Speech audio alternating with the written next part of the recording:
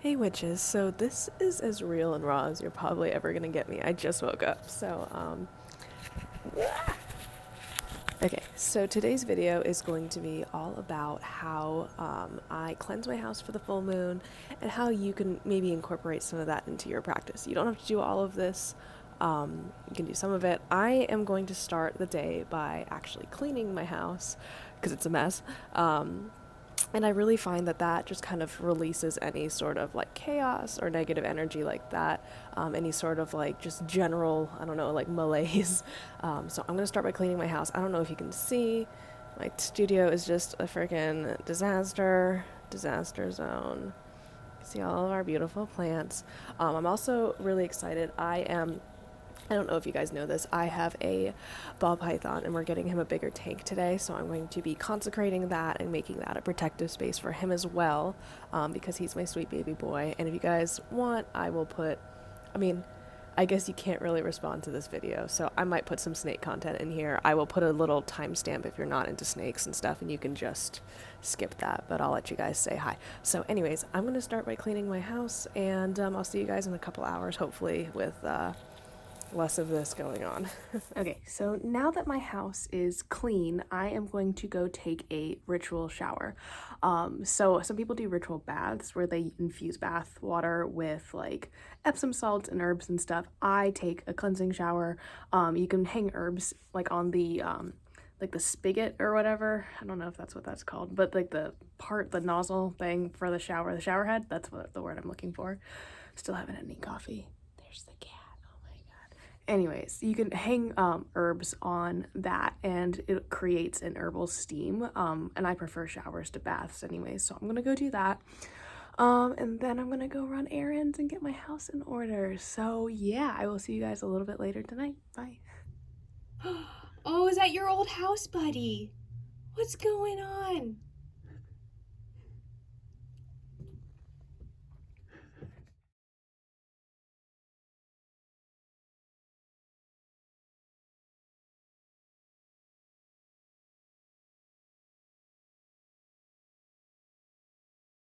Okay, so we're back. If you guys paused the video, took some time to clean your house, good job, proud of you. I know it takes a lot of energy sometimes. And I hope you enjoyed some of that snake content. If you guys want more of that, I love him so much. He's my sweet, precious baby. So definitely can feature him more. Anyways, right now I just wanted to take the time to just chat a little bit about like this month's full moon. So I'm gonna, like I said, I'm gonna walk you through completely cleansing your space. We already started with that, with actually like physically sitting there and cleaning it, but I wanted to take some time. Right now it's about 5 o'clock, I guess. So this is about the time that I start getting kind of like witchy, like when the sun starts going down. I don't really know what that is, but it's just when I tend to practice a little bit more.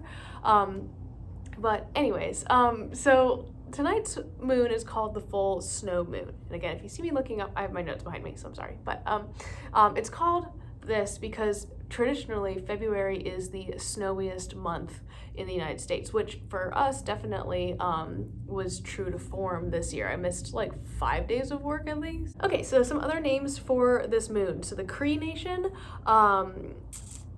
traditionally calls this moon the eagle moon. I'm gonna butcher this and I'm super sorry. I believe it's Ojibwe, or I know it's like Chippewa, but I don't know if that's like a bad way to say it. I'm not sure. But that nation calls it the bear moon.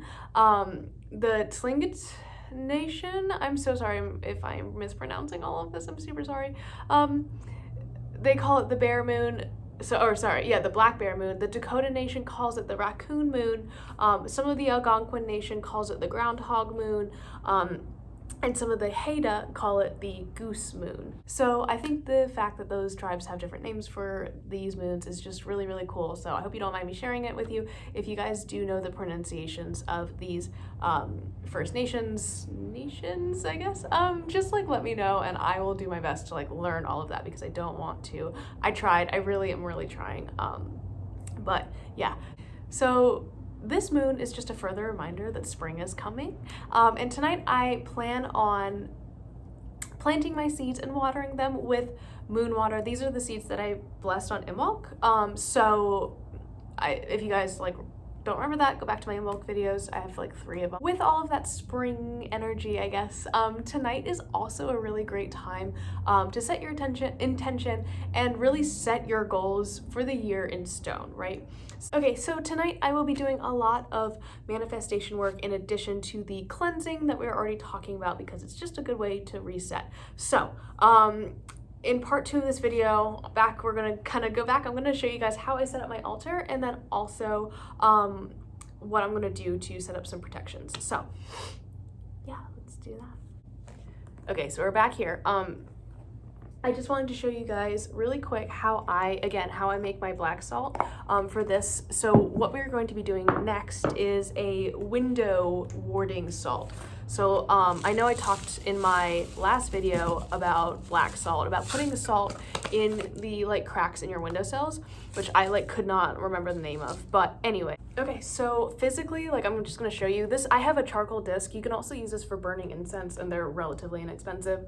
So if you're interested in that, definitely recommend. So I have my sea salt, which I was pouring in here while I was talking, a little bit more than I did last time. So there's that. I'm gonna take my charcoal and I'm gonna just like start crushing it because this takes a little bit longer. And you can see I'm kind of being forceful with it. Now that my salt is pretty blackened, I will be adding, of course, my number 1 herb, which is rosemary, for protection and cleansing. As I spill it on the floor, love it, love it. Okay, so I'm just gonna mix that really good in there. So rosemary's in there. Then I'm going to add a little bit of angelica and black pepper. This is just angelica root. I'm gonna add black pepper in a second. I'm just gonna mix all that up. Okay. And you can see, I don't know, I don't have a good technique for this, but I do find that like, it is really fun to do that, but that looked really bad.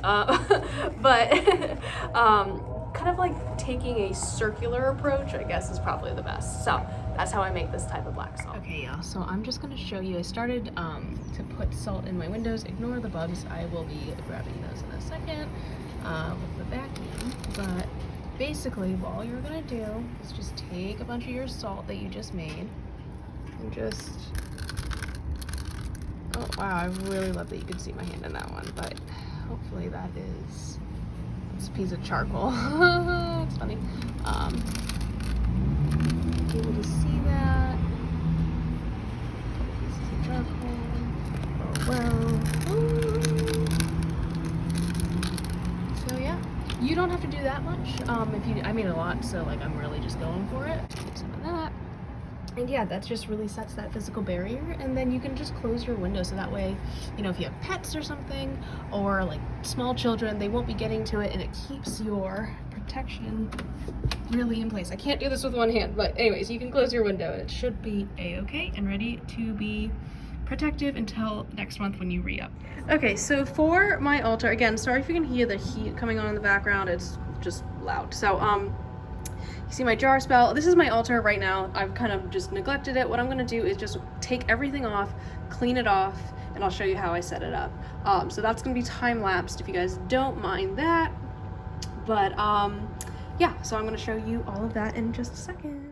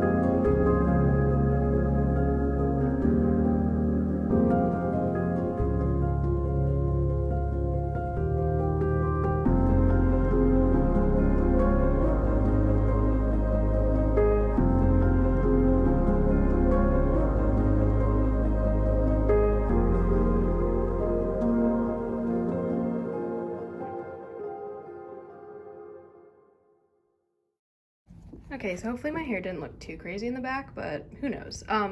This is my full moon altar for this full moon, for the full snow moon. I have my 2 candles that I have here, the 2 tapers.